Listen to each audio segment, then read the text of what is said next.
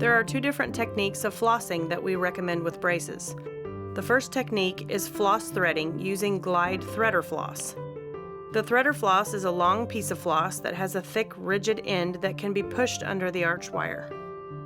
After pushing the floss under the arch wire, floss in between each tooth down to the gum tissue on each side.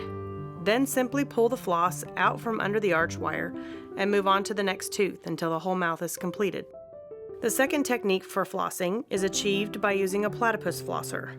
It is called this because one of the sides of the flosser is flat like a platypus tail.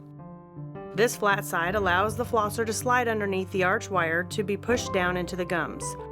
Sometimes the platypus flosser cannot be used if the teeth are too crowded, especially the front teeth. Do not force the flosser if it does not fit between the teeth. Use the glide floss instead.